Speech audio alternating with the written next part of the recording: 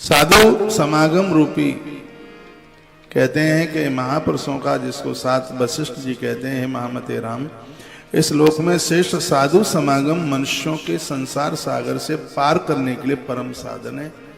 धरती पर वो बड़े भाग्यशाली हैं जिन्हें गुरु मिल गया, जिन्हें साधु मिल गया, महापुरुष मिल गया। साधु संग साधु संग साधु संग रमिए। महापुरुषों का साथ पा करके किसी की कभी कोई दुर्गति हो ही नहीं सकती।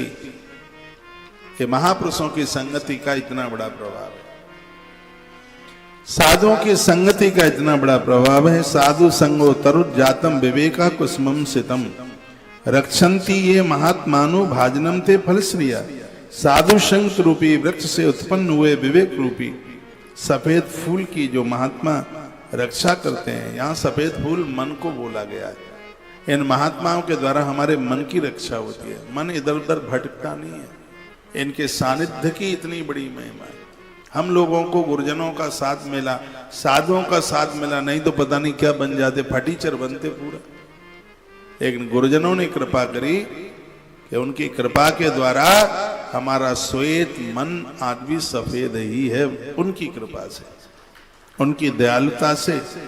यह उनकी बहुत बड़ी कृपा है। इस संसार में आपत्ति रूपी तृष्णा, जिसकी चर्चा मैं 2-3 दिन से कर रहा हूं, कहा जाता है कि साधु समागम के द्वारा इसको भी आप जीत लेंगे। जत्ते को जगत्यासु साधु साधु समागम, महापुरुषों की संगति से तृष्णा को आप जीत लेंगे। बुद्धि को कुबुद्धि नहीं होने देंगे, संस्कारों को संस्कारित नहीं होने देंगे। गुरुदेव वशिष्ठ कहते हैं कि बढ़िया जीवन जीने के लिए साधु समागम बहुत आवश्यक है। वर्ष में एक तिथि बड़ी पावन आती है, बड़ी पवित्र आती है, जिसे कहते हैं गुरु पूर्णिमा। बहुत बड़ा त्योहार है, बहुत बड़ा पर्व है, इसे ज्ञान पर्व का। और मैं तो कहूंगा कि इस तिथि में आप जिन गुरुजनों को, महापुरुषों को अपना जीवन साधक मानते हैं, उन्हें मानते हैं कि इन्होंने हमारे रास्ते को प्रशस्त किया है, इन्होंने हमारे जीवन को उजागर किया है, हमारे रास्ते को इन्होंने प्रशस्त किया। वर्ष में एक बार उनके चरणों में अपना मत्था जरूर टेकिए। गुरु पूर्णिमा पर जाइए। गुरु पर्व एक ऐसा अद्भुत पर्व है, उस समय नहीं जा सकते हैं, आगे पीछे जाइए। वर्ष में नियम बना लो, एक बार तो अपने गुरु महाराज के, जिनसे आपने दीक्षा ली है वह है, या जिनको आप अपने गुरु की तरह मानते हैं वह है। गुरु तो सब, संत तो सब गुरु ही होते हैं, और मेरी दृष्टि में वो हमारा गुरु है जिसके सानिध्य में आकर के हमारा जीवन बदला है, हमारे जीवन में परिवर्तन हुआ है।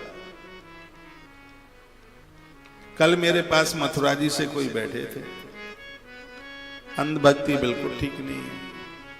ये तो अंदर से भी मेरी बात क्या स्वीकार करने के लिए वही स्वीकार कीजिए, नहीं तो सार सार को गए रहे थोता दे उड़ा। मैं यहां से 100 बात बोलूं, यदि 100 बात में 2 ही बातें उतारने के लायक हैं तो 98 को उड़ा दो, पास रखो नहीं। 2 रखने के लायक हैं तो 2 ही रखिए। उन्होंने कहा महाराज जी हम लंबे समय से एकादशी का व्रत करते हैं, लेकिन हम एक ऐसी संप्रदाय से जुड़े हैं, वो कहते हैं, हमारे गुरु कहते हैं कोई एकादशी का उद्यापन नहीं होता। ये तो आप भी अंदर से आवाज आ सकती है कि एकादशी का उद्यापन होता है कि नहीं होता। आपने आसपास भी देखा होगा, हमसे पहले वाले पूर्वज लोग भी 11 का उद्यापन करके गए हैं, और हमारे ग्रंथ भरे पड़े हैं कि एकादशी का उद्यापन होना चाहिए। अब जगन्नाथपुरी जाते हैं तो छोटे मंदिर में वहां भी एकादशी मैया उल्टी लटकी है। पुजारियों को पूछिए तो वो ये कहते हैं कि जिन लोगों ने 11 का उद्यापन नहीं किया तो माँ एकादशी कष्ट का एहसास कर रही है। यहाँ तक कहा गया कि जिनके पुरखे, जिनके माता पिता या दादा दादी दुनिया छोड़ के चले गए, एकादशी का उद्यापन नहीं कर पाए, तो उनके बहू बेटों को कराना चाहिए। ये तो हमारे ग्रंथ में लिखा है। तो वो कहते हैं कि हमें हमारे गुरु जी के प्रति बड़ी श्रद्धा है, वो हमारे गुरु है।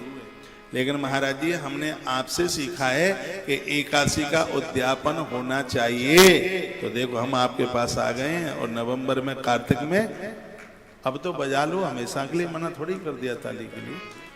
तो तो हम आपके पास आ गए हैं एकादशी के उद्यापन के लिए।